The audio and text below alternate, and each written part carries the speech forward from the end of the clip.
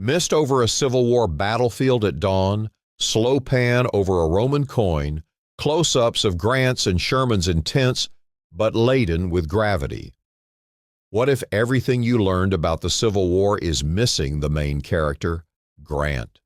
Sherman, Lee, Lincoln. We know the battles, Gettysburg, Vicksburg, Atlanta. But what if the true architect of Union victory died 1,800 years before the first shot was fired, ominous Roman-style horn, quick cuts, Caesar statue, the trenches at Vicksburg, Sherman's burning Atlanta? What if the decisive strategies, the brutal logic, the very calculations that shattered the Confederacy were not born on American soil, but in the blood-soaked mud of ancient Gaul? This is not a story of ghost in the traditional sense. This is a story of a strategic phantom, a military intellect so potent, so ruthless, so timeless, that it refused to stay buried in the history books. It waited, it watched, and when a nation tore itself apart, it found new general students desperate enough to listen, to execute its ancient playbook. The American Civil War was not won in the 1860s. It was won in 52 BC. This is how the ghost of a Roman emperor commandeered an American conflict, the ghost that won the Civil War. But before we begin, like and subscribe. The American Civil War's victor was not Grant or Sherman. It was an apparition from ancient Rome, a long-dead general who had been gone for 1,800 years. The proof is found in 3 unassailable links demonstrating Julius Caesar never really perished. He merely discovered fresh conflicts and new pupils to perpetuate his methods. This is the tale of how one Roman manual, authored in blood 2 millennia past, determined the destiny of a modern nation. This is strategic reanimation, and it transforms all our accepted history of the Civil War. At Vicksburg in May of 1863, Ulysses S. Grant gazes over the Mississippi at an insurmountable challenge. The Confederate stronghold sits atop bluffs high over the water, its protection enhanced by topography and military design. Every orthodox tactic has met with failure. Head-on attacks have been slaughter.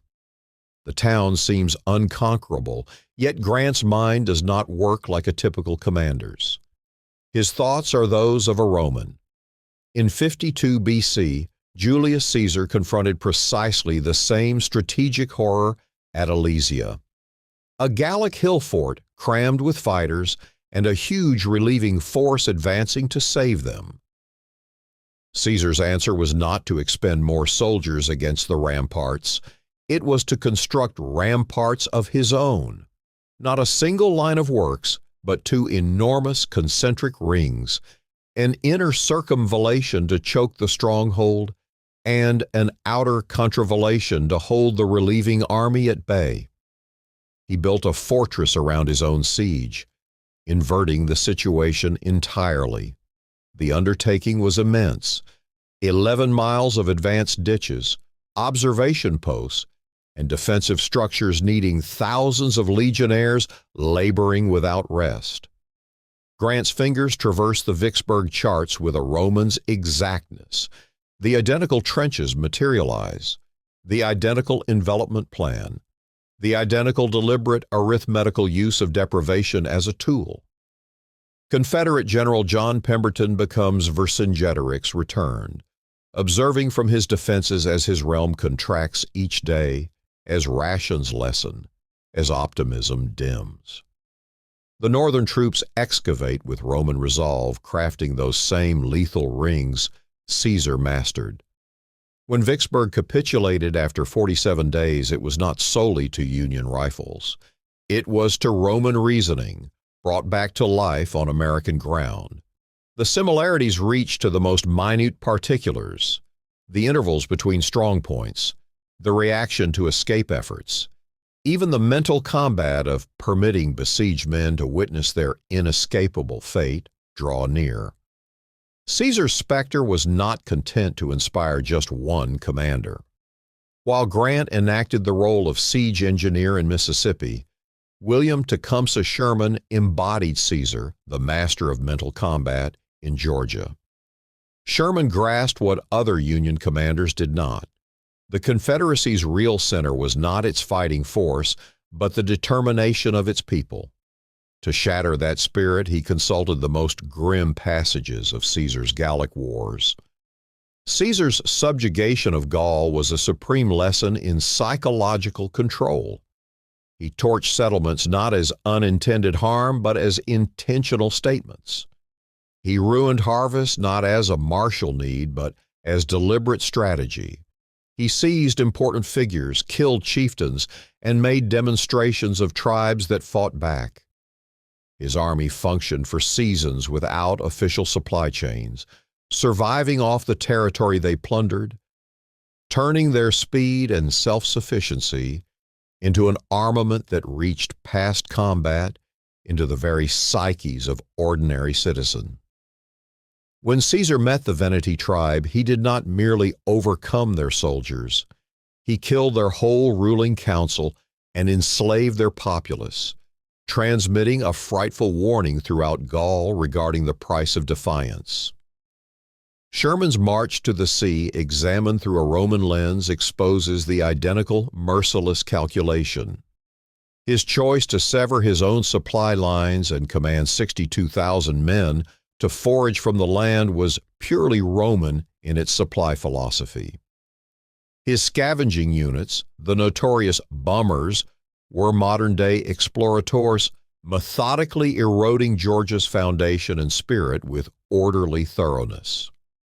The warped railroad iron he termed Sherman's neckties, and the torched estates were not random devastation. They were systematic doctrine taken directly from Caesar's manual. The communication was the same. Your authorities cannot shield you. Your rulers have betrayed you. Continued opposition is not just hopeless, it is self-destruction. Sherman himself recognized this intellectual obligation when he wrote that they had to ensure both old and young, wealthy and poor, felt the severe impact of war, an observation that could have been taken straight from Caesar's own accounts of the Gallic Wars. Caesar's ghost's impact stretched past campaigns into the uppermost echelons of power, where Abraham Lincoln confronted his own Rubicon moment, one that would strain the core pillars of American democracy. Faced with secessionist feeling in Maryland endangering Washington itself, Lincoln took the tormenting choice to suspend the writ of habeas corpus, the essential legal right guarding individuals from unlawful detention. His critics yelled, "Tyrant." The press denounced him. Even his friends wondered if he was demolishing the Constitution to preserve it. Ages before, another statesman confronted an identical, unbearable dilemma. Julius Caesar paused upon the banks of the Rubicon River, the lawful limit of his authority. The law of Rome was unambiguous. To cross with his legions was an act of treason, a crime demanding death. Yet Caesar was convinced the Republic faced a mortal threat from corrupt cliques within the Senate, and so he crossed, uttering the famed words, "Alea iacta est," the die is cast, aware he was hurling Rome into internal conflict to rescue it from what he saw as its inevitable ruin. Lincoln, confronting the dissolution of the American Union, performed the same dreadful arithmetic. Each man elected the preservation of their republic over rigid legal adherence. Each comprehended that in times of ultimate peril, a leader might have to violate the law's exact wording to safeguard its fundamental purpose. The phantom of that agonizing choice had taken residence anew within the White House, steering another president through another internal war.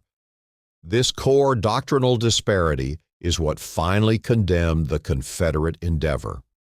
Robert E. Lee was a masterful general in the Napoleonic style. He pursued the conclusive, magnificent battle that would shatter the Union's resolve in a single clash. He desired his Austerlitz, his Waterloo. Yet Grant and Sherman were waging an entirely separate form of conflict, one the Romans would have identified as bellum exhaustionum, a war of depletion, of unremitting pressure, of overwhelming supply, of methodical ruination of an enemy's means and desire to resist. While Lee sought his Cannae, that single, flawless battle of annihilation, the Union orchestrated a Carthaginian peace, the total eradication of an adversary's capacity for war. The numbers reveal the truth. Lee achieved stunning battlefield successes: Chancellorsville, Fredericksburg, Second Bull Run. But Grant knew that winning the war required rendering Confederate losses irreplaceable. His ceaseless pounding from 1864 to 65, the Overland Campaign, the Siege of Petersburg, bled the Confederacy of its final reserves. The Union could replenish its men. The Confederacy could not. This was Roman arithmetic imposed upon modern conflict, the cold, computed rationale that prized endurance and pressure over flair. When the surrender at last occurred at Appomattox, the papers were endorsed by American hands. But the victory of ideas belonged to a Roman specter. The strategic triad that ensured Union triumph, encircling siegecraft, psychological campaigns against civilian will, and political realism in crisis, were not inventions of the industrial era. They were eternal doctrines honed in the woods of Gaul, tried at the ramparts of Alasia, and affirmed on the shores of the Rubicon. Julius Caesar never discharged a musket. He never utilized a railroad. He never put his name to an Emancipation Proclamation.